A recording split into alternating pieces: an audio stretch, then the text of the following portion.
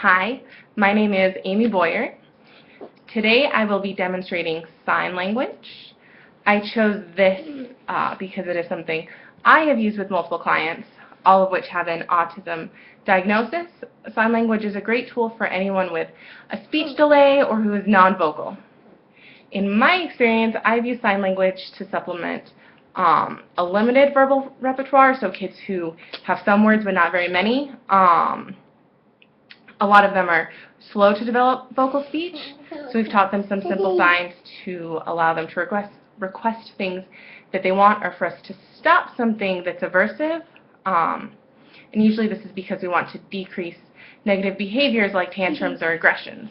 And they can learn the sign language much faster than they're developing their vocal language. So we can decrease those negative behaviors fairly quickly with sign language while slowly working on their speech. When choosing to use sign language, you have to start by teaching the child the sign and what it means. This means the child will need to be able to use motor imitation. They will need to be able to see what you are doing and imitate it. For some children, this is especially difficult, so sign language might not be the best choice for them.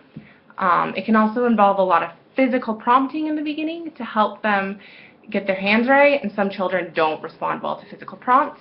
So another method might be best for those children also. But for children who are good at motor imitation, especially fine motor imitation, so they can do things well with their fingers, or who are okay with physical prompting, you can start by teaching them the right movements, and then pairing that with the item that they might use to request. Or if you were teaching them the sign for break, you do it when then you're going to take a break. And the example we're going to do today is water, and then they start to understand what that sign means and that they get something for it. So the way that I've done it in my experience has been to vocally say the word while doing the sign, so water, and that's because all of the children I've worked with are able to hear and do have some vocal language, so we've wanted them to kind of develop that at the same time. I'm sure there would be times when you wouldn't necessarily need to pair the vocal word with it. So after doing the sign, water, then you prompt the child to do it, and then you could hand them the water. And that way the child knows that it means something. Depending on the child, the accuracy of the sign may differ. So for some children who are very little or don't have great fine motor skills and you're only teaching them a few signs, you might not need them to be as accurate, and the approximation might be fine. So instead of doing their 3 fingers for water, you might be okay if they just did their whole hand to their mouth. Again, that would depend on what other signs you were teaching them.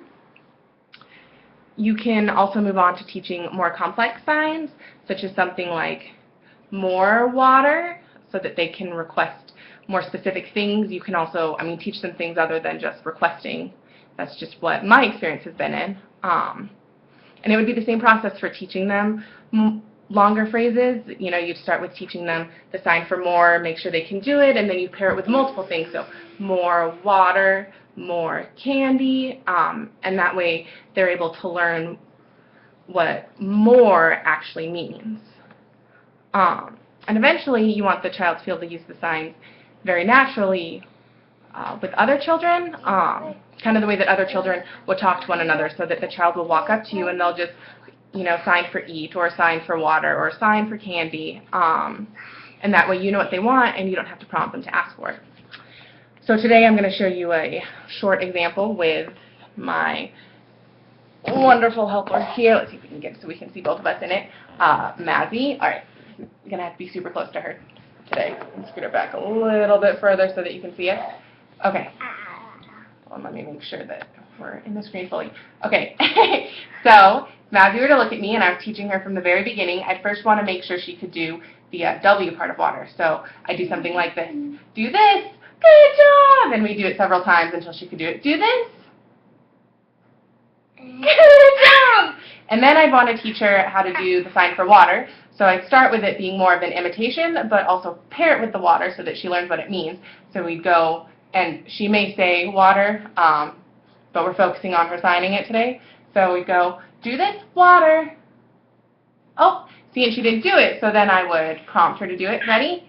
Do this, water, and good job, here's some water, and give her the water, and then she learns, and we try it again.